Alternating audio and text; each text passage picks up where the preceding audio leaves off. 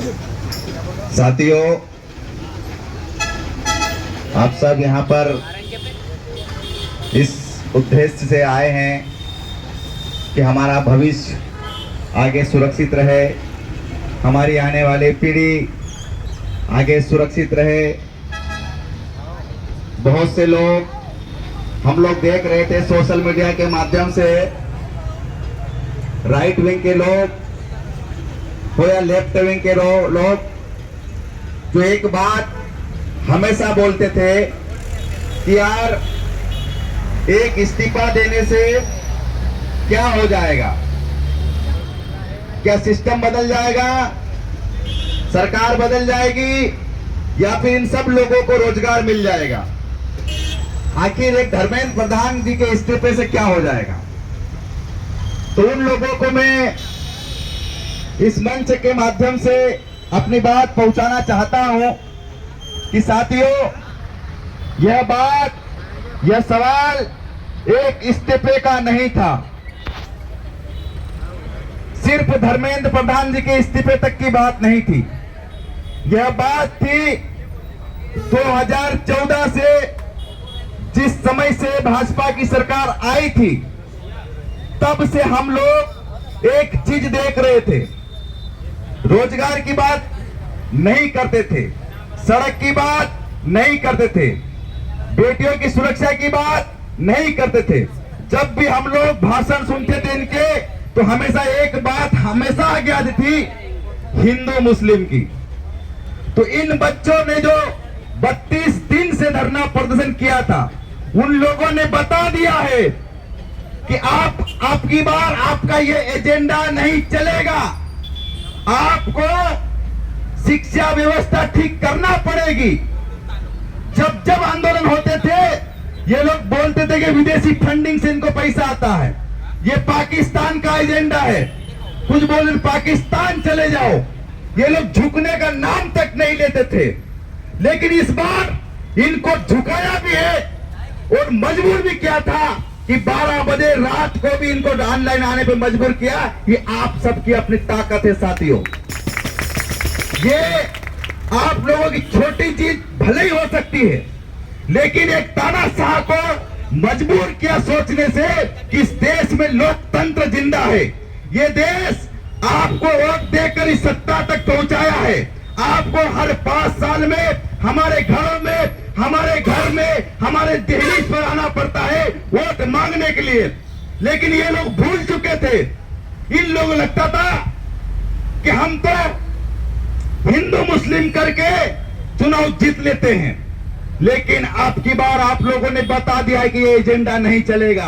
आपको रोजगार की बात करना पड़ेगी, आपको हमारे बच्चों के भविष्य को संरक्षित करने की बात करना पड़ेगी।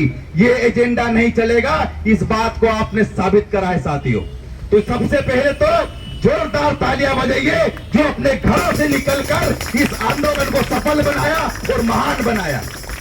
ये आपका आंदोलन इतिहास में दर्ज हो गया। इन लोगों ने गलत जनरेशन से पंगा ले लिया इस बार।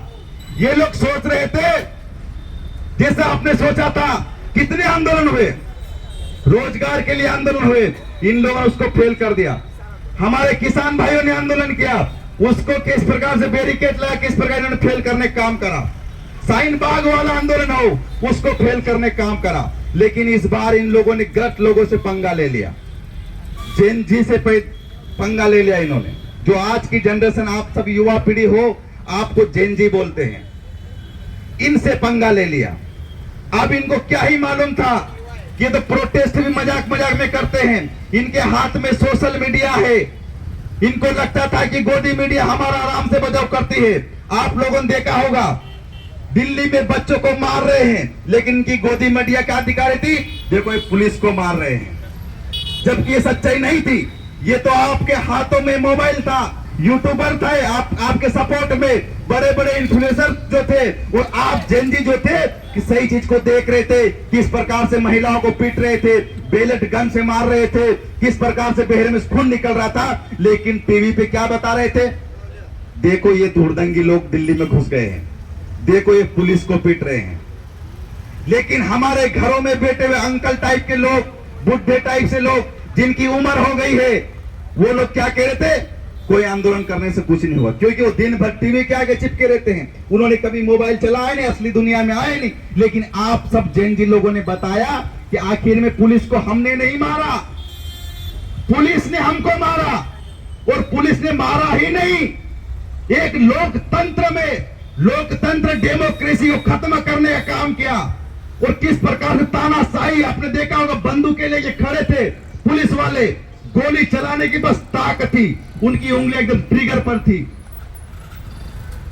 तो ये आप लोगों की ताकत बहुत बड़ी ताकत है। ये एक सांकेतिक धरना था।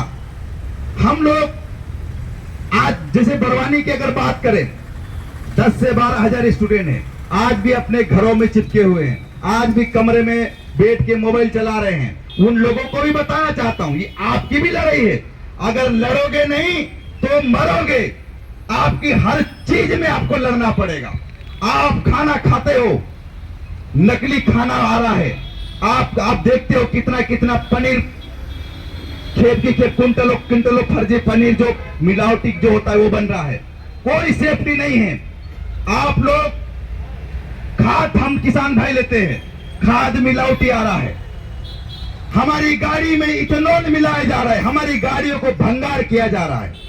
किसान भाई आज भी एमएसपी की मांग कर रहे हैं, उनको एमएसपी नहीं दी जा रही है। तो पूरी की पूरी सरकार, पूरा का पूरा स्ट्रक्चर इन्होंने खत्म कर दिया, इनका करप्ट है। और उस करप्ट स्ट्रक्चर ने पूरे देश की मट्टी पलट कर दी है। हम लोग खबरें देखते हैं, 4 दिन पहले नरेंद्र मोदी जी ने इनॉग्रेशन करा, उद्घाटन करा पुल का, दूसरे दिन बारिश में बह गया।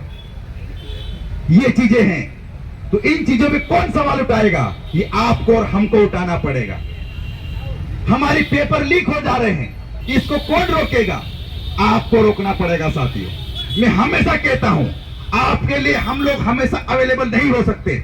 आपके लिए चंद्रशेखर आजाद हमेशा नहीं आ सकता लड़ाई लड़ने की, भगत सिंह अब नहीं आ सकता है, टंट्या भील नहीं आ सकता है, बिरसा मुंडा नहीं आ सकते।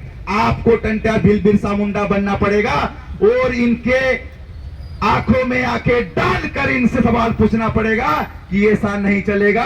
इस देश में वोट देने की ताकत हमको है, तुमको चुनने की ताकत भी है, तो तुमको घुटने पे भी लाएंगे हम। इस बात को ही बताना पड़ेगा साथियों।